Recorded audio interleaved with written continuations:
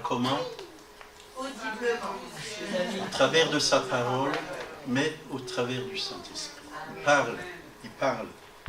Et ce matin, j'ai un thème, donc je vous l'avais dit la dernière fois quand j'avais porté un message, j'avais commencé un petit peu, je vous ai dit, sur ce thème, j'avais entamé ce thème, c'est la révélation de la gloire de Dieu. Vous savez que Dieu se révèle. C'est un Dieu qui se révèle. Et Dieu veut révéler sa gloire. Il veut la révéler. Et quand on sera au ciel, la gloire, elle nous sera révélée toujours davantage. Parce que la Bible parle de gloire en gloire. De gloire en gloire. Il y a des dimensions qu'on ne connaît pas, mais Dieu veut nous faire rentrer déjà ici-bas dans une dimension de gloire. Parce que l'Esprit est l'Esprit de gloire. Romains 3, 23. Il nous a dit, car tous ont péché et sont privés de la gloire de Dieu. Quand Adam et Ève ont péché, ils ont perdu la gloire de Dieu. Mais Jésus-Christ est venu restaurer la gloire de Dieu. Et dans Hébreux 2, 20, il a dit, il convenait en effet que celui pour qui et par qui sont toutes choses, et qui voulait conduire à la gloire beaucoup de fils. Donc les fils, dans le mot fils, c'est aussi fille. Ne vous inquiétez pas, mesdames, vous êtes aussi appelés à être conduits dans la gloire de Dieu. Il est venu donner accès à tout ce que nous avons perdu en temps, en étant privés de la gloire de Dieu. Tout ce que Adam a perdu dans le jardin d'Éden, Jésus est venu et nous donne tout un nouveau accès. Et je vais vous partager vraiment ce que Adam a perdu tout à l'heure. Donc là, il nous est dit dans 1 Pierre 4, verset 14, si vous êtes outragés pour le nom de Christ, vous êtes heureux, parce que l'esprit de gloire, l'Esprit de Dieu repose sur vous, si vous êtes outragés. Vous voyez, l'Esprit de Dieu repose sur vous, l'Esprit de gloire. Le Saint-Esprit, c'est aussi l'Esprit de gloire. Il est le consolateur, oui. Il est notre avocat. Il nous enseigne toutes choses. Il est l'Esprit de gloire. Et dans Romains 8, 30, il nous a dit, et ceux qu'il a prédestinés, il les a aussi appelés. Ceux qu'il a appelés, il les a aussi justifiés. Ceux qu'il a justifiés, il les a aussi glorifiés. Vous voyez, c'est quelque chose qui a déjà été fait. À la croix, ça a été fait. À la croix, Jésus est mort, mais Jésus n'est pas resté dans la mort. Jésus est sorti du tombeau. Il est Seigneur. Il règne. Il est le roi de gloire. Il est monté au ciel. Il a été glorifié. Il a été couronné de gloire. Et cette gloire, il nous l'a aussi donnée. Il nous l'a donnée parce que Adam et Ève l'ont perdue à cause de leur péché. Et ce même Seigneur nous couronne de gloire et d'honneur. Donc la personne du Saint-Esprit nous conduit et introduit l'homme dans le surnaturel. Et on est tellement habitué aux choses naturelles, mais marcher par la foi, il est dit dans la parole, on ne regarde pas aux choses visibles, mais aux choses invisibles. Les choses invisibles, ce n'est pas parce qu'on ne les voit pas qu'ils n'existent pas. Comme j'ai dit mercredi, les microbes, on en a plein dans les mains, mais si vous prenez un microscope, vous ne les voyez pas, mais si vous prenez un microscope, on voit qu'ils existent. On ne voit peut-être pas Dieu avec nos yeux physiques, mais Dieu peut vous ouvrir les yeux, que vous puissiez le voir. parce qu'il est bien vivant, il est bien ressuscité. Et même Dieu peut ouvrir nos yeux, comme il l'a fait dans la Bible. Et certains ont vu des anges. Dieu n'est pas limité au monde visible. Et il y a un monde invisible et on serait bien étonné si Dieu ouvrait nos yeux, tout ce qui se passe dans le monde spirituel. Et surtout quand on prie, il y a vraiment des combats entre les mauvais esprits et les anges. Il y a vraiment des combats. Et je pense que vraiment, en tant que croyants, nous devons rester dans une position biblique, rester dans la foi. Et quand on reste dans la foi, quand on reste dans la victoire, quand on est dans la position que Dieu nous a donnée, ben, on peut voir des victoires dans notre vie, dans nos familles, dans nos villes, dans nos églises, dans nos villages, dans notre pays. On peut voir. Donc, la gloire de Dieu s'est manifestée donc, dès la création. C'est quoi? La présence de Dieu. La gloire, c'est la présence de Dieu. C'est l'atmosphère spirituelle des cieux. L'atmosphère spirituelle des cieux. L'atmosphère spirituelle de la terre, c'est quoi? C'est l'air qu'on respire. On respire. Si on enlève l'oxygène, qu'est-ce qui se passe? On meurt. On meurt. C'est l'atmosphère de la terre. Mais dans le ciel, l'atmosphère spirituelle, c'est la gloire de Dieu. C'est la nature même de Dieu, l'essence même de Dieu. Et on a besoin, vraiment, de retrouver cela dans nos vies, pour qu'on puisse vraiment vivre. Vivre. Dans la Genèse, quand Dieu a créé l'homme et la femme, qu'est-ce qui s'est passé? Il souffla dans ses narines un souffle de vie, et l'homme devint un être vivant. Donc, Dieu a soufflé dans les narines d'Adam. Et il a reçu la vraie vie. La vraie vie. Et nous devons rester connectés à cette vie. La vie de Dieu. Sans la vie de Dieu, on n'a rien. Nous devons respirer cette vie, ce souffle qu'il a mis en nous, et vivre vraiment avec ce souffle.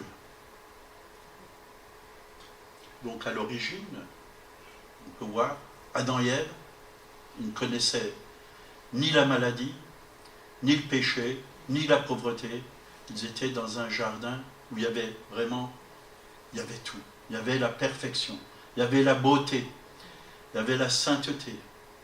Il y avait, d'ailleurs c'est cela la gloire. La gloire, c'est la beauté de Dieu. C'est la sainteté de Dieu. C'est la présence de Dieu. C'est la majesté de Dieu. C'est tout ce que Dieu est. Il est infiniment bon, infiniment grand, infiniment puissant, infiniment plein de miséricorde, d'amour. Et encore cette nuit, je réfléchissais à l'amour de Dieu. Et le Seigneur me disait, mon amour, ce n'est pas un amour naturel. C'est un amour surnaturel. Parce que cet amour, pour aimer nos ennemis, l'amour naturel est limité. On peut aimer jusqu'à certains points avec l'amour naturel, mais avec l'amour surnaturel, on peut aimer même nos ennemis. Parce que Jésus nous a dit, aimez vos ennemis. Ne rendez pas le mal pour le mal. Si on n'a pas cet amour surnaturel, comment on va faire pour aimer nos ennemis? Comment on va faire pour pratiquer la parole de Dieu? Tous ces hommes, ces femmes, comme Étienne par exemple, qui s'est fait lapider à coups de pierre. Et il n'a pas murmuré. Il a aimé, il a dit, pardonne-leur. Dieu a pardonné à tous ceux qui l'ont persécuté, tous ceux qui ont persécuté Étienne. Et au-delà de tout ça, qu'est-ce qui s'est passé? L'apôtre Paul, qui était un persécuteur, il s'est converti. Le Saint-Esprit est tombé sur lui. Il est même tombé au sol. Et il s'est converti. Ses yeux se sont ouverts. D'abord, il était aveugle, pendant 3 jours, je crois. Mais Dieu a ouvert ses yeux. Il lui a montré ce qui était en train de se passer. Que ce n'était pas la religion juive qui sauve, mais que c'était Jésus le Sauveur. Et c'est lui qu'on a besoin. Il est le roi de gloire. Donc on revient à la Genèse. Genèse 1, 26. Puis Dieu dit, faisons l'homme à notre image, selon notre ressemblance. Faisons l'homme à notre image, à notre ressemblance. Donc, ils se sont parlé entre le Père, le Fils et le Saint-Esprit. Ils étaient trois. Dieu le Père, Dieu le Fils, Dieu le Saint-Esprit. Ça, c'est aussi important d'avoir la saine doctrine. Parce qu'il y en a qui disent oui, que le Saint-Esprit n'est pas Dieu, que Jésus n'est pas Dieu, mais que le Père est Dieu. Mais non, ils sont tous les trois Dieu. Mais ils sont un. Ils sont un. Ils sont toujours unis. C'est une famille qui est unie, qui est ensemble. C'est comme l'Église. Hein. Comme l'Église. L'Église, c'est le corps de Christ. Et le corps de Christ a une tête, c'est Jésus-Christ. Mais nous sommes un. Nous sommes les membres. Nous sommes unis. Nous sommes la famille. Et c'est parce que le Père, le Fils et le Saint-Esprit existent que l'Église existe et qu'elle peut être unie dans la sainte doctrine. Donc faisons l'homme à notre image, selon notre ressemblance, et qu'il domine sur les poissons de la mer, sur les oiseaux du ciel, sur le bétail, et sur toute la terre, et sur tous les reptiles qui rampent sur la terre. Donc, quand Dieu a créé l'homme, il l'a créé à son image et à sa ressemblance. À son image et à sa ressemblance. Il ressemblait à Dieu dans sa façon de vivre. Il dominait, comme Dieu dominait. Dieu dominait dans le ciel, mais aussi sur la terre. Il domine toujours, mais sur la terre, au travers de l'homme. Il a donné autorité à l'homme, mais sous la puissance du Saint-Esprit de Dieu. Et Dieu n'a pas changé. Il est le même hier, aujourd'hui, éternellement. Et il veut mettre son gouvernement ici-bas. Ce gouvernement, Jésus est le roi. Pour qu'il y ait un roi, il faut qu'il y ait un gouvernement. Le gouvernement de Dieu. Le gouvernement de Dieu. Et c'est important, oui, qu'on sache que notre royaume, c'est le royaume de Dieu. Et qu'on règne avec Dieu, qu'on gouverne avec Dieu. Sans lui, nous ne pouvons rien faire. On a besoin de lui. On a besoin de son esprit. On a besoin de sa parole. On a besoin de son conseil pour pouvoir vivre une vie victorieuse, une vie glorieuse, une vie de foi, une vie d'amour. Donc Dieu nous donne sa capacité. C'est ça. Pour dominer, Dieu nous donne sa capacité. Et la grâce de Dieu, c'est la capacité de Dieu qui est vraiment mise en nous par le Saint-Esprit pour que nous puissions résister au mal, résister au péché, résister au diable, vaincre quand le monde veut nous envahir nos vies, notre demeure, notre foyer, les pensées du monde et toutes ces choses. Les mauvais esprits. Parce qu'aujourd'hui, le diable, il aimerait bien pénétrer nos foyers, il aimerait bien pénétrer nos pensées, il aimerait bien nous troubler, il aimerait bien nous angoisser. Mais Jésus l'a vaincu et on a autorité sur lui. Et nous devons prendre l'autorité que Dieu nous a donnée. Si on ne prend pas l'autorité que Dieu nous a donnée, le diable il va s'en servir. Et il va nous dominer tout à nouveau. Alors que c'est nous qui devons le dominer. Et dominer sur ce monde de ténèbres, dominer sur le péché, dominer sur le mal, sur la maladie, sur la crainte, la peur, le doute, l'incrédulité, la pauvreté, le chômage et toutes ces choses. Dieu ne veut pas qu'on soit là et qu'on ne fasse rien, qu'on se tourne les pouces. Dieu a un plan pour chacun d'entre nous. Dieu a un travail pour chacun d'entre nous. Et nous devons rentrer dans le travail de Dieu. C'est important. Important. Dieu a mis Adam et Ève dans le jardin d'Éden pour gouverner et dominer sur toutes choses. Mais Dieu, son désir, c'est que ce jardin puisse vraiment se répandre partout sur toute la surface de la terre.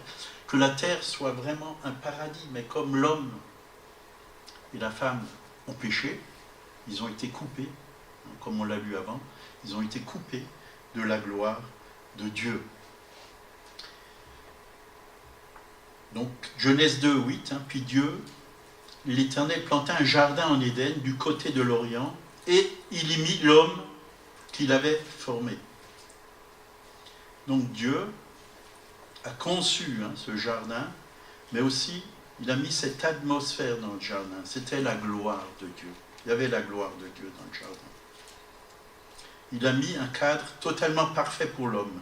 C'est comme vous, les femmes ou les couples qui attendent un bébé, ils préparent le lieu pour que l'enfant puisse avoir son berceau, pour qu'il puisse avoir un lieu où il est bien accueilli, où il est aimé, où il se sent accepté. Mais Dieu, il était là pour entourer l'homme, pour aimer l'homme, bien sûr la femme avec, pour lui communiquer tout ce dont l'homme avait besoin. Dieu était la source de la vie. Et il voulait communiquer à l'homme tout ce dont l'homme avait besoin, que l'homme ne manque de rien, et qu'il soit totalement épanoui et heureux. Et il l'a mis dans cette atmosphère de gloire, dans un cadre totalement parfait, un environnement où il pouvait totalement s'épanouir. Donc le mot jardin, le mot jardin et Éden en hébreu signifie plaisir, délice, aussi enclos, ou un endroit clôturé, où ce mot partage la racine du mot est. Il s'agit de quelque chose qui protège, qui couvre, qui entoure. Adam était protégé, entouré, couvert de la gloire de Dieu, entouré de la gloire de Dieu. Donc quand nous sommes dans la gloire de Dieu, l'ennemi ne peut pas passer sur notre vie. On est protégé par la présence de Dieu. Tu m'entoures par devant et par derrière, dit la parole de Dieu. Et tu mets ta main sur moi. Mais il faut rester là-dedans.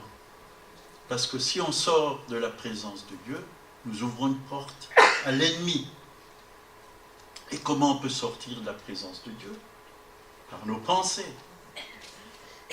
Où l'ennemi vient dans notre pensée et nous fait pécher. Et par le péché, on ouvre des portes à l'ennemi. Et l'ennemi peut faire des dégâts. Il peut rentrer dans nos vies. Vous savez, on a tous un jardin d'Éden à l'intérieur de nous, dans notre cœur, à cultiver. Dieu a mis ce jardin en nous, maintenant, dans notre être intérieur. La paix, la joie, la gloire, dans nos cœurs, dans notre esprit. La bonté, la douceur, la maîtrise de soi. Il y a tous les fruits de l'esprit. Dans le jardin, il y avait toutes sortes de bons fruits. Adam et Ève, ils n'avaient pas besoin de chercher ailleurs à l'arbre de la connaissance du bien et du mal. Il avait tout ce qu'il fallait pour se nourrir. Il y avait des jardins, il y avait un jardin merveilleux avec plein d'arbres fruitiers, que de bonnes choses. Mais justement, c'était le lieu que Dieu lui a interdit d'aller manger. Il a dit, le jour où tu en mangeras, tu mourras. Qu'est-ce qui s'est passé?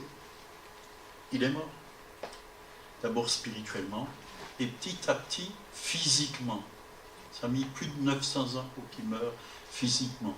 Parce que je pense qu'il restait des résidus de gloire encore en Adam.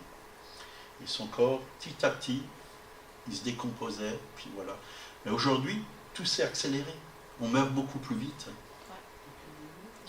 Parce que le péché est là. La semence du péché depuis Adam, elle a grandi sur la terre. La haine, le mal a grandi aujourd'hui. On voit vraiment le diable se déchaîne sur la terre. Mais, gloire à Dieu, nous qui sommes ses fils et ses filles, nous sommes victorieux sur le diable. Il est sous nos pieds. Ce n'est pas lui qui règne. Amen. Dieu règne. Et il règne pour l'éternité. Bienvenue.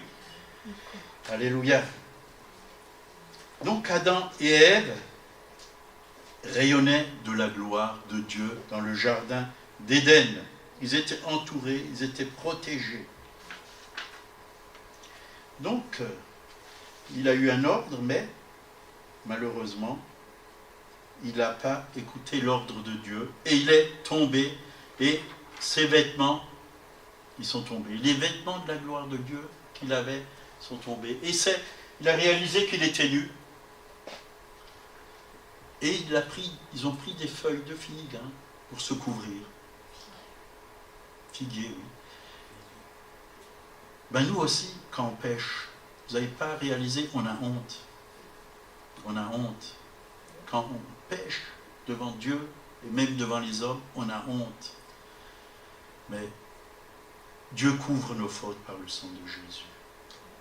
Il a payé à la croix. Ça peut arriver qu'on tombe. Et Dieu ne nous condamne pas. Dieu nous relève, heureusement. Dieu nous tend la main, comme Pierre, qui s'est enfoncé, puisqu'il a regardé les vagues, le vent. Il s'est enfoncé alors qu'il marchait sur l'eau. Jésus lui a tendu la main. Il l'a relevé. Il l'a relevé. Mais en Jésus, il y a la rédemption. En Jésus, il y a le salut. Donc, maintenant, Jésus, nous savons que Jésus, c'est l'arbre de vie. Et c'est là qu'il faut venir. Manger sa parole. Manger tout ce qu'il nous communique. Quand on a mangé le repas du Seigneur, il a bien dit, ceci est mon corps. Mangez-en tous, ceci est mon sang. Buvez-en tous. C'est de lui que nous voulons nous nourrir, parce que lui nous donne la vraie vie. On est restauré en lui. Et qu'est-ce que le Seigneur a fait quand ils ont péché? Genèse 3, verset 23. Et l'Éternel, Dieu, le chassa du jardin d'Éden pour qu'il cultivât la terre, d'où il avait été pris. C'est ainsi qu'il chassa Adam et qu'il mit à l'orient du jardin d'Éden des chérubins qui agitent une épée flamboyante pour garder le chemin de l'arbre de la vie. Comme il était dans le péché, il ne pouvait plus manger à l'arbre de vie, parce que sinon il serait resté éternellement dans le péché. Mais Dieu avait un plan de salut, c'est d'envoyer Jésus, que l'homme retrouve la restauration et retrouve la gloire de Dieu.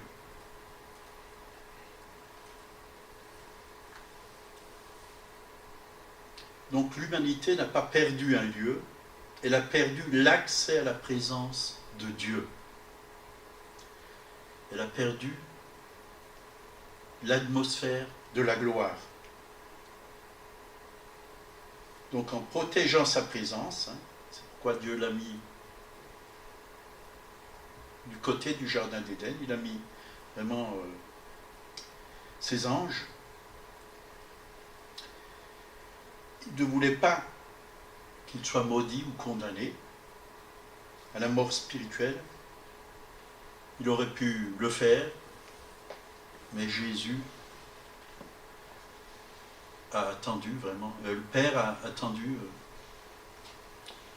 que Jésus, qui est l'agneau de Dieu, qui ôte le péché du monde, et il était déjà l'agneau de Dieu avant la fondation du monde, parce que Dieu, il savait que Adam allait pécher, il le savait à l'avance, il avait préparé Jésus. Et si vous lisez l'Ancien Testament, Abraham, qui a offert Isaac, c'est vraiment une image que Jésus allait venir. Il est l'agneau parfait, l'agneau de Dieu, l'agneau parfait. Et combien d'agneaux ont été offerts pour que les gens puissent être couverts de leurs péchés.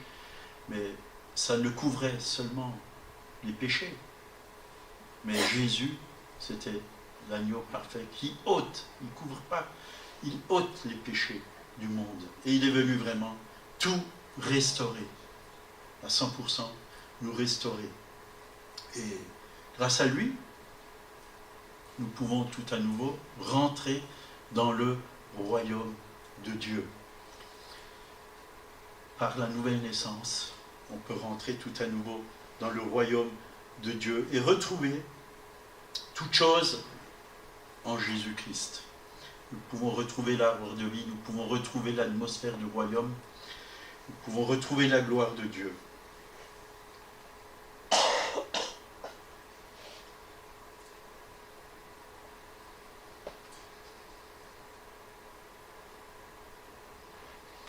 Donc, il faut rester dans cet environnement. L'environnement de sa présence, l'environnement de la gloire de Dieu. Vous prenez un poisson, vous le sortez de l'eau, qu'est-ce qui se passe? Il meurt. Vous prenez une plante, vous la tirez de la terre, vous la mettez à côté, elle sèche. Vous prenez un oiseau et vous le mettez dans l'eau, par exemple, il ne sera plus dans son environnement, il va mourir. Ben nous, on est fait pour vivre dans notre environnement, dans la présence de Dieu. Voilà pourquoi Dieu nous a créés, pour vivre dans sa présence. Et quand on est dans cette présence, on a envie de le louer, on a envie de l'adorer. Et quand on le loue, quand on l'adore, la gloire se manifeste. La présence de Dieu se manifeste. Il se passe quelque chose, Dieu nous parle. Le Saint-Esprit nous communique des choses qui viennent d'en haut, qui viennent du ciel. Et on peut manifester la gloire de Dieu. Et la parole de Dieu parle de paroles de connaissance, de paroles de sagesse, de guérison, de miracles. Et tout ce que Dieu a préparé là-haut au ciel, parfois il y a des gens qui sont malades sur la terre. Dieu a préparé là-haut, comme des serviteurs de Dieu ont vu, qui ont été enlevés au ciel, ils ont vu des caisses avec des yeux, d'autres caisses avec des bras, d'autres avec des foies, des reins. Mais les anges peuvent venir chercher ces choses si on est vraiment dans la foi, et on peut proclamer la guérison sur des personnes, et voir les miracles de Dieu. C'est ça la gloire de Dieu. C'est quand on rentre dans cette dimension. Mais l'Église n'est pas encore rentrée vraiment dans cette dimension. Une partie, oui, il y a des endroits où l'Église est rentrée dans cette dimension, mais Dieu désire emmener toute son Église dans cette dimension. Ce n'est pas seulement certains hommes de Dieu, mais chacun d'entre nous. Est-ce qu'on est prêt à nous abandonner au Seigneur, à l'écouter, à nous laisser remplir de lui, à le chercher jusqu'où on le trouve? Moïse avait faim et soif de Dieu, il a dit: Seigneur, je veux voir ta gloire, je veux voir ta gloire. Et Jésus a dit: si tu crois, tu verras la gloire de Dieu. Si tu crois. Est-ce que tu crois? Est-ce que tu crois que Dieu peut t'utiliser? Toi, simple être humain, sans avoir fait des... C'est pas parce que tu as fait des études bibliques. Dieu a choisi des hommes comme Pierre, c'était des pêcheurs. C'était des hommes, ils n'avaient pas beaucoup d'instructions, mais il les a choisis parce qu'il a regardé à leur cœur. Ils savaient qu'ils allaient suivre Jésus. Et parfois, Pierre, il a renié 3 fois Jésus, mais Jésus, il l'a pardonné. Jésus l'a relevé, l'a restauré. Et c'est ce que Dieu veut faire. C'est pas parce qu'il n'a pas choisi des hommes parfaits, mais il a choisi des personnes comme vous et comme moi. Si Dieu s'est révélé à nous, c'est parce qu'il a un plan. Et il veut manifester sa gloire. Tout autour de nous, dans nos foyers, dans nos familles, peut-être dans nos entreprises, ou au travail, dans les magasins où on est, et ainsi de suite, dans les écoles. Dieu veut manifester sa gloire. Donc, psaume 8, verset 5, là, vraiment, Dieu m'avait parlé cette semaine au travers de ce psaume. Hier, il y avait Thierry Kopp, il en a reparlé. J'ai dit, Seigneur, je suis en plein dedans. Psaume 8, verset 5. Qu'est-ce que l'homme pour que tu te souviennes de lui? Le Fils de l'homme pour que tu prennes garde à lui. Tu l'as fait de peu inférieur à Dieu et tu l'as couronné de gloire et de magnificence. Tu lui as donné la domination sur toutes les œuvres de tes mains. Tu as tout mis sous ses pieds, les brebis comme les boucs, les animaux des champs, les oiseaux du ciel et les poissons de la mer, tous ceux qui parcourent les sentiers des mers. Voilà. Dieu a mis l'homme à la tête de la création. Il a mis l'homme à la tête de la création. Pour régner, pour dominer. Vous savez, Colmar, c'est une ville. Si on veut que Dieu règne, il faut faire tomber les puissances qui cherchent vraiment à dominer cette ville par l'occultisme, par la franc-maçonnerie, par la drogue, la prostitution, la haine, le mal, et tout ce qui est du malin. Dieu veut se servir de chacun d'entre nous pour faire tomber ces puissances, parce que Dieu nous a donné l'autorité. Il a tout mis sous nos pieds. Jésus, il a tout mis sous nos pieds. Je vous ai donné le pouvoir de marcher sur les serpents et les scorpions et sur toute la puissance de l'ennemi, et rien ne pourra vous nuire. Il a tout mis sous nos pieds. Malheureusement, parfois j'entends des chrétiens qui disent j'ai une fois rencontré un coiffeur, puis il m'a fait je peux rien faire, tout va mal dans mon entreprise parce que voilà, les francs-maçons ils sont là, ils travaillent sur moi. Mais tu as une puissance qui est beaucoup plus grande que celle des francs-maçons. La puissance des francs-maçons, elle tremble devant la puissance de Dieu. Les démons tremblent devant la puissance de Dieu. Nous avons autorité. Et un chrétien n'a pas à avoir peur du diable. S'il a peur du diable, c'est qu'il n'a pas encore été totalement libéré. Parce que la Bible dit, en mon nom, ils chasseront les démons. Et croyez-moi, ça marche. J'en ai déjà chassé plusieurs. Et j'en chasserai certainement encore. Parce que Dieu veut nous utiliser. Et nous devons détruire les œuvres du diable. Jésus a commencé à les détruire. Et il a appelé l'Église à détruire les œuvres du diable.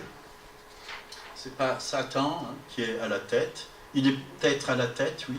Il est le prince de ce monde. Ceux qui ne sont pas en Christ, oui, ceux-là, il peut les dominer, les manipuler. Mais il ne peut pas manipuler l'Église, à moins que l'Église ait des portes ouvertes à l'ennemi. Le diable n'a que le pouvoir qu'on lui donne. Il n'a que le pouvoir qu'on lui donne.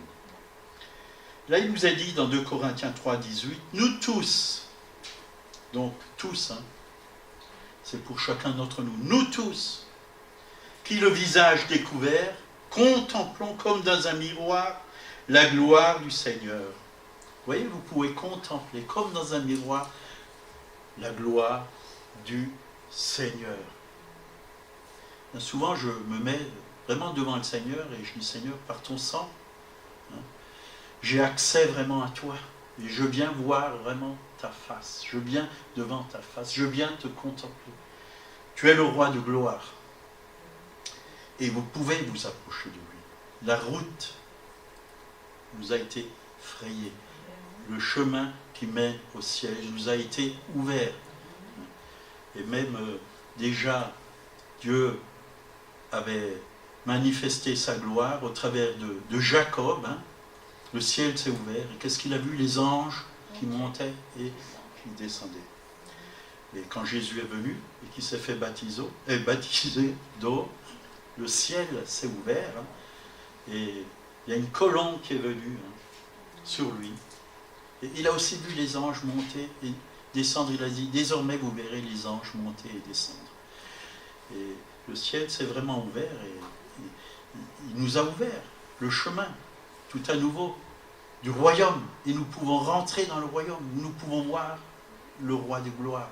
Même pendant la louange, vous pouvez vraiment participer à la louange, pas seulement terrestre, celle qui se fait dans ce lieu, dans cette salle, mais la louange qui se fait au ciel, nous unir au chant des anges. Et contempler vraiment, parce que dans le ciel, c'est jour et nuit. Enfin, je ne dis même pas jour et nuit, mais c'est toujours. Parce qu'il n'y a pas de temps. C'est l'éternité. Ceux qui sont au ciel, ils sont dans l'éternité. Mais nous pouvons rentrer dans cette éternité. Il m'est déjà arrivé plusieurs fois de rentrer dans cette éternité, pendant la louange. Et parfois, on est 5 minutes comme ça devant le trône de la gloire de Dieu et on contemple Dieu. Puis en fin de compte, on croit que c'est 5 minutes. Et il y a 1 heure qui est passée, quoi. Mais arrivé déjà de prier, je regardais ma montre, puis je croyais que 5 minutes sont passées. Tiens, 1 heure est passée. Mais qu'est-ce que j'ai fait pendant 1 heure? Je contemplais Dieu, mais j'étais plus dans le naturel, j'étais dans le surnaturel. J'étais plus dans le temps, j'étais hors du temps. Et ça peut vous arriver, croyez-moi. Donc, nous tous qui contemplons, comme dans un miroir la gloire du Seigneur, nous sommes transformés en la même image, de gloire en gloire, par le Seigneur, l'Esprit. Vous voyez, le Saint-Esprit nous transforme de gloire en gloire. De gloire en gloire. C'est-à-dire qu'il y a des gloires toujours plus grandes, supérieures, de gloire en gloire. Et je crois qu'on ne connaît que très peu de la gloire de Dieu pour l'instant. Mais l'Église va connaître une plus grande révélation, va recevoir plus grande révélation de la gloire de Dieu. Et quand vraiment la gloire de Dieu va être sur le peuple de Dieu, il va se passer des choses qui vont nous étonner. Nous étonner. Et la vidéo que j'avais mise sur Facebook sur Donaldo Maldonado, qui était parti vraiment...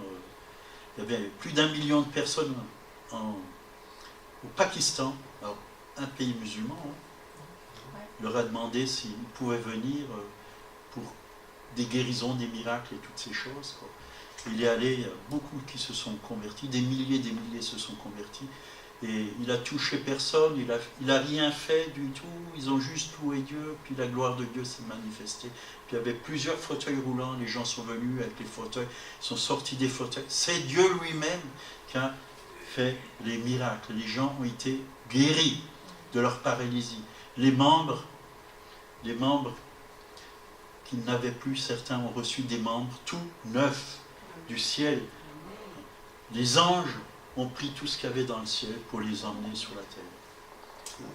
Et vraiment, il faut que le ciel tombe sur la terre. Il ne faut pas avoir peur que le ciel tombe sur la terre.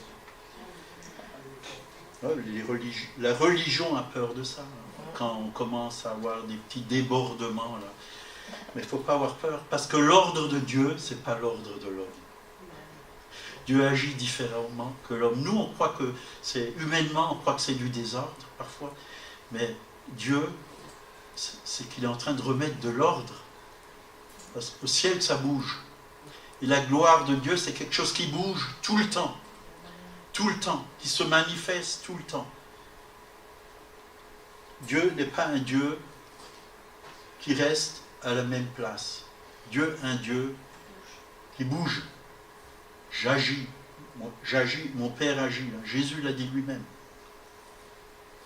Donc, grâce au Saint-Esprit, nous portons la présence de Dieu en nous. Nous sommes le temple de la gloire de Dieu sur la terre. Et partout où nous allons, cette gloire devrait se répandre autour de nous. Et regardez, Pierre, dans les actes des apôtres, ou les actes du Saint-Esprit, si vous préférez, il était tellement rempli de la gloire de Dieu que l'ombre couvrait. Il mettait les malades au bord des rues et partout où il marchait, les malades ont été guéris. Même les esprits mauvais, méchants sortaient des corps. Il ne leur imposait pas les mains. Il ne leur disait pas « soyez guéris au nom de Jésus ». Non, simplement, ils passaient. C'était la gloire de Dieu qui les touchait. Et ils étaient guéris. Guéris. J'ai entendu des témoignages de serviteurs de Dieu. Sundar Singh, le Sadhu, quand il est venu en Suisse, en train, il était assis dans le train, puis les gens qui étaient autour de lui, en regardant son visage, ont été convaincus de péché. Ils ont commencé à pleurer, le Saint-Esprit est venu et ils se sont donnés au Seigneur parce qu'ils ont vu dans ses yeux le Seigneur. Il était tellement rempli du Seigneur, tellement rempli. Finet, dans les filatures, il gardait, même de loin, les gens commençaient, le Saint-Esprit était là, et ils commençaient à être convaincus de péché, ils étaient obligés d'arrêter. toutes les machines dans l'usine. Les gens se reportaient, se convertissaient. C'est ça la manifestation de la gloire de Dieu.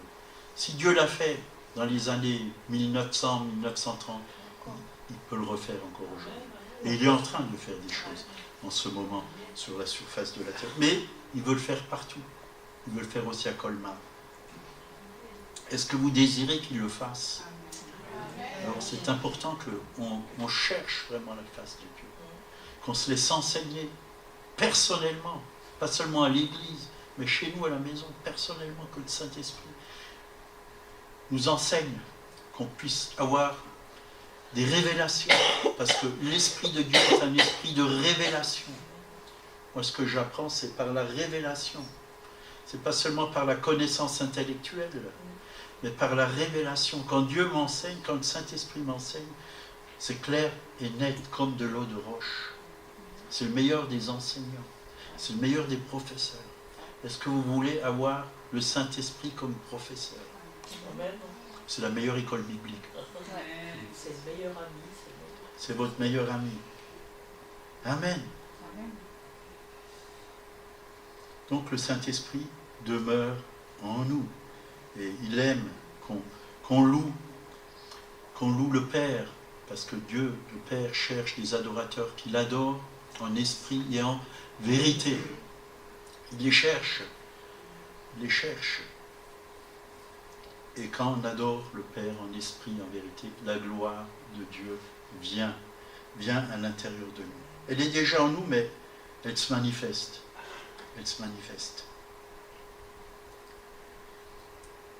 Matthieu 26, verset 41. Veillez et priez, afin que vous ne tombiez pas dans la tentation. L'esprit est bien disposé, mais la chair est faible. Vous savez, la chair, elle cherche toujours les choses de ce monde. À critiquer, à voir ce qui ne va pas. Ce qui ne va pas chez nos frères, chez nos sœurs. Mais non, ce n'est pas ce que nous devons chercher. Ce qui ne va pas dans les églises, ce n'est pas ce que nous devons chercher. Nous devons chercher Dieu. Nous devons chercher Dieu. La chair est faible, bien sûr. La chair aime bien manger, elle aime bien boire, elle aime bien fumer, elle aime bien se droguer, elle aime bien maudire les autres, critiquer les autres. Mais l'esprit aime Dieu le Père, Dieu le Fils. L'esprit aime l'Église. L'esprit aime les frères et sœurs. L'esprit nous aime la famille, aime la société. Et nous devons marcher par l'esprit. Veillez et priez. Voyez, nous devons apprendre à devenir des hommes et des femmes de prière. De prière. Notre façon de prier doit totalement changer dans l'Église. Il y a beaucoup de prières qui sont faites dans la chair. Mais quand on prie par l'esprit, il se passe quelque chose. On est exaucé. On est exaucé. On est à l'école et parfois on fait des fautes. Mais ce n'est pas grave. Dieu ne nous en veut pas pour ça. Quand tu veux servir Dieu, tu feras des fautes. Tu vas faire des erreurs. Tu auras des échecs. Mais l'échec, ce n'est pas toi. C'est ce que tu as fait. Dieu va te relever. Dieu va t'apprendre. Dieu va te parler. Dieu va te parler. Et dans chaque échec, il y a la semence du succès. Amen. Parce que vous apprenez quelque chose. Vous apprenez. Et c'est quand on est faible que Dieu peut être fort en nous.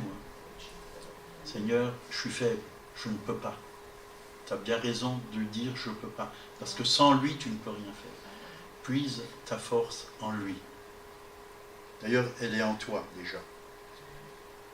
Manifeste-la, proclame-la. Que le faible dise, Je suis fort. que le pauvre dise, Je suis riche. voilà, nous avons tout pleinement en Jésus-Christ. Bien souvent, on croit qu'on n'a pas. Ah, mais j'ai pas cette capacité de faire ci. J'ai pas cette capacité de faire ça. Bon, moi, j'ai eu une guitare il y a plus de 40 ans. Je venais de me convertir, puis je suis allé à l'école biblique. Puis j'ai dit, Seigneur, j'aimerais bien une guitare, j'aimerais bien apprendre à jouer de la guitare. Puis, le dimanche après, un couple est venu d'Alsace, je n'ai rien dit à personne, avec une guitare. Ils m'ont dit, Dieu nous a mis à cœur de t'offrir une guitare. Puis j'ai pris la guitare, et j'ai essayé de jouer, puis j'ai un peu appris, mais pas grand-chose, quoi. Pas grand-chose. Ça faisait mal aux doigts, puis petit à petit, j'ai laissé tomber, quoi. Mais là, le Seigneur, il vient de me parler de nouveau. Hein. J'ai toujours cette guitare. Et notre sœur, là, Solène, elle connaît un peu la guitare. Hein. Et quand elle viendra, ben, je vais un peu jouer avec elle. Et peut-être petit à petit, hein, parce que je compte vivre longtemps encore. Hein. On croit qu'on n'est pas capable, mais Dieu nous donne des capacités. Dieu nous donne des capacités. Moi, le jour, la première fois qu'on m'a dit « témoigne », je ne savais même pas ce que c'était. Alors je dis « c'est quoi ça ?» En plus, c'était dans une salle à Genève, c'était l'évangélisation, quoi. Il y avait pas mal de monde, hein, des centaines de personnes, ça je le sais. Témoigne. Je dis, c'est quoi ce truc? Comment il faut faire? Il dit, ben, dis simplement ce que Dieu a fait dans ta vie. Ah bon? On me donne le micro, puis voilà, j'ai commencé à ouvrir la bouche, puis toutes les paroles sont venues. Le Saint-Esprit m'a dit, voilà, quoi dire? Voilà, j'étais un drogué, je voyageais, j'étais hippie, j'avais les cheveux longs, puis voilà, j'ai rencontré une jeune fille qui m'a parlé de Jésus. Puis tout est venu. Et sans peur, sans crainte, j'avais une paix. Ben c'était tous facile, facile. Quand Dieu fait les choses au travers de nous, c'est pas compliqué, c'est facile.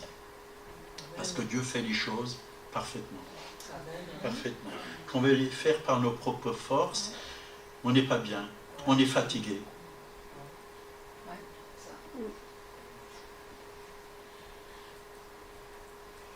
C'est vrai, la gloire de Dieu, elle ne se manifeste pas partout, mais elle se manifeste où Dieu est honoré, où Dieu est loué, où Dieu est adoré. C'est là qu'elle se manifeste. Elle se manifeste si nous-mêmes on est remplis de cette gloire.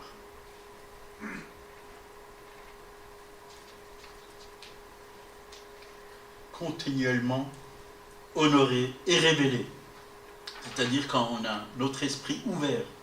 On dit au Saint-Esprit, parle, Seigneur, parle à mon cœur. Alors dans l'Ancien Testament, on va voir la gloire de Dieu comme elle s'est manifestée. Hein. Elle s'est manifestée parmi les Hébreux. Hein. Elle prenait souvent la forme d'un nuage, appelé Shekinah. C'est un terme hébreu hein, qui fait référence à l'endroit où Dieu demeure, sa présence qui vient du royaume spirituel et se manifeste dans le monde naturel. Exode 13, verset 21. L'Éternel allait devant eux le jour dans une colonne de nuée pour les guider dans leur chemin. Et la nuit dans une colonne de feu pour les éclairer, afin qu'ils marchassent jour et nuit. La colonne ne se retirait point de devant le peuple pendant le jour, ni la colonne de feu pendant la nuit. Voyez, Dieu veut refaire ces choses. Je disais à Solène, hier ou avant-hier, que c'est vrai, un jour on avait vu une vidéo, ça se passait au Portugal, il y avait vraiment le peuple du Dieu, ils étaient des milliers dehors en train de le louer, de l'adorer. Et on a vu sur cette vidéo du ciel, une colonne vraiment du ciel jusque sur le peuple de Dieu. C'était vraiment la gloire de Dieu. C'était une colonne dorée comme ça. Et même il y avait du rouge, c'était comme du feu liquide comme ça. Et Dieu peut refaire ces choses aujourd'hui. Il veut vraiment nous conduire. Pour qu'on ne marche pas dans n'importe quel chemin, mais sur son chemin. Sur son chemin. Il est là pour nous éclairer. Ta parole est une lampe à mes pieds, une lumière sur mon sentier.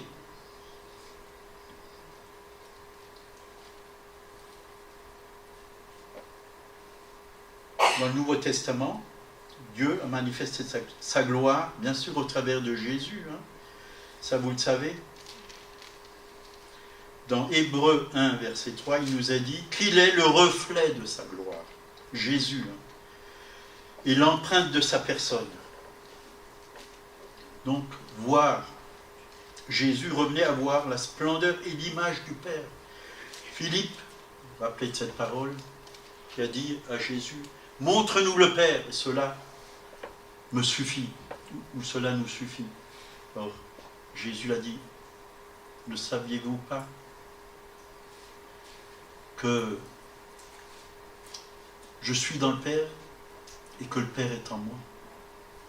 Il y a si longtemps que je suis avec vous et vous ne m'avez pas connu. » Vous voyez où le Père habitait? Dans le cœur de Jésus. Et il y a une autre parole qui dit, si quelqu'un garde ma parole, que le Père venait habiter en nous. Le Fils, on le sait qu'il est en nous, mais le Père aussi. Et Dieu veut vraiment vivre dans son temple. Nous sommes le temple de Dieu. L'Église, c'est la maison de Dieu. Dieu veut vivre en chacun d'entre nous. Et il veut aussi manifester ta gloire, comme il l'a manifesté au travers de son Fils, Jésus. Il veut la manifester au travers de nous, parce que maintenant, c'est Jésus qui habite en nous. Et le Saint-Esprit, qu'est-ce qu'il fait? Il glorifie Jésus. Il glorifie, il me glorifiera.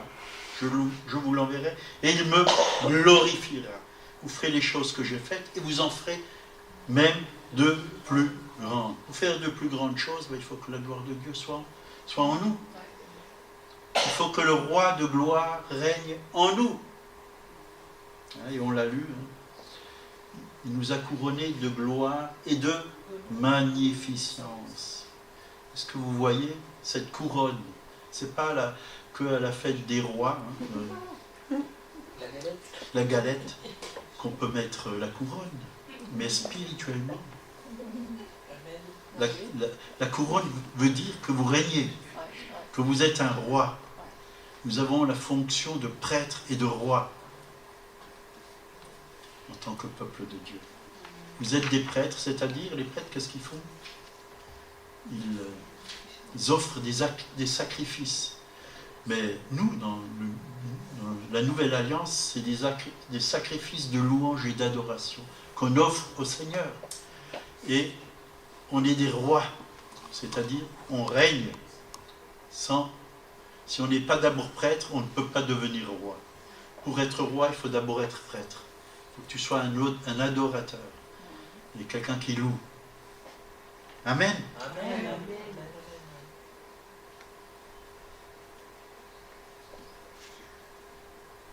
Donc, on peut aussi voir comme Jésus annonçait une gloire plus grande. Parce qu'avant de venir sur terre, il était au ciel, il a mis la gloire de côté. Il est venu en tant qu'homme. Dans Matthieu 17, verset 1 à 3. 6 jours après, Jésus prit avec lui Pierre, Jacques et Jean, son frère, et il les conduisit à l'écart sur une haute montagne. Il fut transfiguré devant eux. Son visage resplendit comme le soleil, et ses vêtements devinrent blancs comme la lumière. Alléluia. Donc là, le mot transfiguré, c'est le même mot qui est utilisé dans Romains 12, verset 2, par transformer. Soyez transformés par le renouvellement de l'intelligence, afin que vous discerniez quelle est la volonté de Dieu, ce qui est bon, agréable et parfait. Donc il s'agit là du mot métamorpho, qui signifie changer ou se transformer en une autre forme. Là, Jésus a été transformé. Son visage, comme on vient de le lire, resplendissait comme le soleil, et ses habits, ils étaient blancs. La lumière. Aujourd'hui, on a des nouvelles ampoules. Monique a acheté des ampoules, elles sont plus jaunes, mais elles sont blanches. C'est des ampoules... des LED. LED. Blanches. Donc, la gloire de Dieu, la pureté, la sainteté. La sainteté. Dieu veut vraiment qu'on soit transfiguré, transformé. Transformé. De gloire en gloire, comme on l'a lu avant. Donc là, c'était la gloire du ciel qui s'est manifestée. Jésus leur a montré que, voilà, il avait laissé la gloire là-haut, avant de venir sur terre, mais qu'il allait aussi bientôt la reprendre. Il allait de nouveau retourner et qu'il allait être glorifié. Et en étant glorifié, il a dit, je vous ai donné la gloire que j'ai reçue de mon Père. Il la donne aussi à l'homme. Il veut aussi que chacun d'entre nous, nous puissions rentrer dans cette gloire, vivre dans cette gloire. Il veut qu'on soit renouvelé aussi dans nos pensées, que nos pensées soient alignées aux siennes. C'est ça le renouvellement de l'intelligence. Penser comme Dieu pense. Voir comme Dieu voit. Parler comme Dieu parle. Agir comme Dieu agit. Ça ne veut pas dire qu'on est Dieu, mais il vit en nous. Lui, il restera toujours Dieu, nous, on est ses créatures. Mais on était créés à son image et on le reflète, on le glorifie, on le magnifie et on l'apporte autour de nous parce qu'il vit en nous. On reste toujours ses fils et ses filles. Lui, il est Dieu, nous sommes des hommes, mais des hommes nouveaux, des hommes qui ont le même ADN que son fils Jésus. Et j'ai bien aimé là, Thierry Kopp qui a dit « Oui, j'ai fait un test ADN et je suis vraiment le fils de mon Père. » Fils de Dieu. Fils de Dieu. Vous êtes fils de Dieu si vous avez accepté Jésus-Christ comme votre Sauveur et votre Seigneur. Vous avez la même vie que lui, le même esprit que lui, le même sang coule dans vos veines. N'est-ce pas merveilleux? Alléluia. 1 Jean 4,13, tel il est, tel nous sommes dans ce monde. Tel il est où? Dans la gloire. Jésus est dans la paix, dans le repos, dans la victoire, dans la gloire, dans la lumière. Il est vraiment dans le royaume. Mais nous aussi, on peut vivre le royaume de Dieu sur cette terre. Parce que Jésus nous a donné de vivre le royaume de Dieu sur cette terre. Il nous a donné d'être victorieux par son sang, précieux par son nom tout-puissant. Tel il est, tel nous sommes aussi dans ce monde. Il parle bien de ce monde. Il a été glorifié et il nous a glorifiés. Et c'est quoi la nature de la gloire de Dieu? Kabod. Le terme kabod en hébreu signifie littéralement poids. Poids.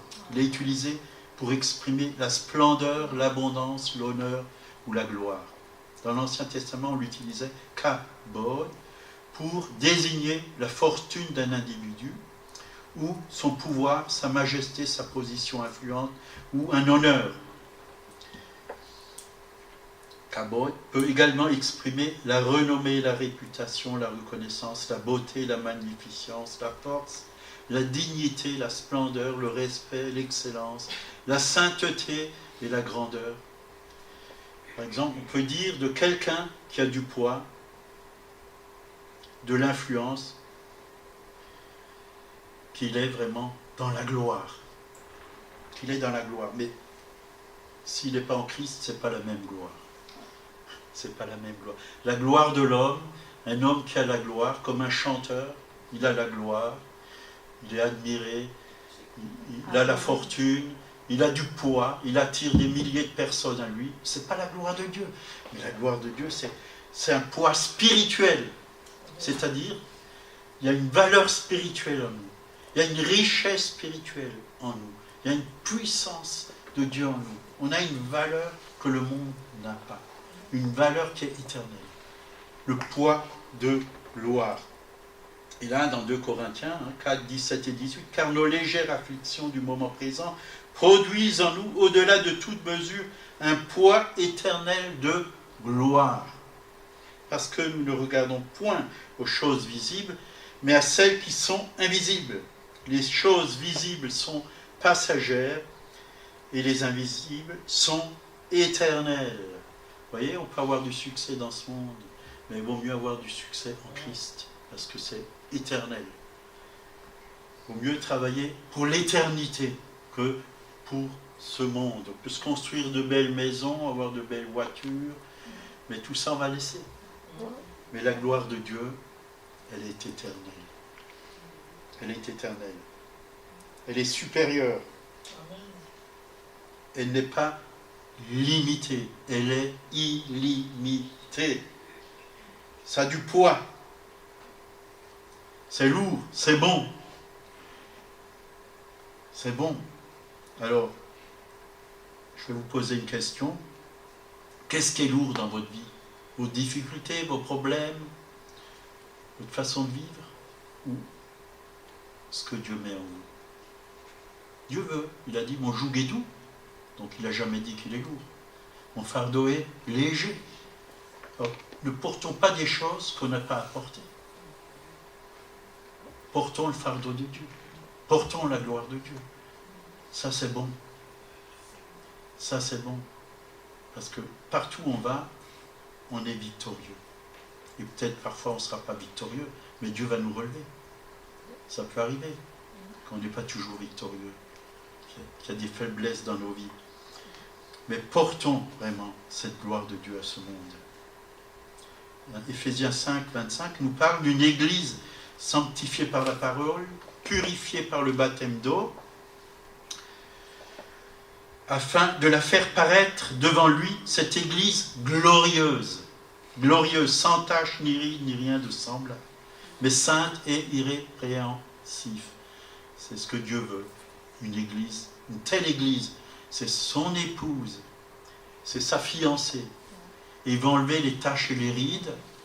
Est-ce que nous le laissons faire pour qu'il enlève les taches et les rides? Est-ce que vous aimeriez, vous, avoir un vêtement blanc avec des taches? Non. Au mariage, il faut que le vêtement soit bien blanc. Jésus, quand il a été... on l'a lu avant, il est devenu tout blanc, pur, la pureté. Voilà, on va arrêter là. Il y a encore beaucoup. On n'a que, justement, on est juste rentré un tout petit peu dans ce thème de la gloire, mais il y a tellement de choses à dire. Je vous en dirai d'autres prochainement, quand Dieu me le montrera. Mais ne restons pas là, les bras croisés, à ne rien faire, mais cherchons. Vraiment, c'est le temps où il faut chercher la face de Dieu. C'est le temps où l'Église doit être levée et devenir la lumière du monde, le sel de la terre. Les ténèbres, elles deviennent de plus en plus épaisses sur la terre, mais la lumière, elle devient de plus en plus forte. Et sans la gloire de Dieu, on ne fera rien. On ne fera rien. Amen. Il faut qu'on connaisse cette dimension. On va prier, Seigneur, merci. Ta parole est la vérité. Et c'est toi seul qui peux révéler la gloire de Dieu. Ce n'est pas mon enseignement, mais c'est toi, Seigneur, par ton esprit, qui peut révéler dans les cœurs, dans l'esprit des gens, la gloire de Dieu, le royaume de Dieu, la lumière, la beauté, l'excellence, toutes ces choses. Tu peux révéler ces choses. Apprends-nous à marcher dans cette gloire et voir la manifestation aussi de ta gloire partout où on va, Seigneur, dans nos familles, dans l'église, dans ce monde, dans les rues, partout où tu nous envoies, Seigneur, dans le travail. Apprends-nous à voir la gloire de Dieu. Et tu as dit, vous avez des yeux et vous ne voyez pas. Seigneur, ouvre nos yeux, nous puissions voir. Et comme les témoignages qu'on a entendus. On croit parfois que c'est des tout petites choses, mais c'est toi qui as agi, Seigneur. Vous avez des oreilles et vous n'entendez pas. Seigneur, que nous puissions entendre ta voix. Et pas toutes ces voix qui viennent de ce monde pour essayer de nous décourager, pour essayer, oui, d'étouffer notre foi, oui, pour essayer vraiment de nous alourdir dans les mauvaises choses. Mais Seigneur, que ta gloire vienne. Que nous ayons du poids dans ce monde, Seigneur. Que quand nous disons quelque chose, c'est des paroles qui ont du poids, qui ont de la valeur, qui ont de la richesse, Seigneur. Oui. Apprends-nous, au nom de Jésus, à marcher par l'Esprit. Et que l'Esprit de gloire soit sur chacun d'entre nous. Au nom de Jésus. Amen. Amen. Amen.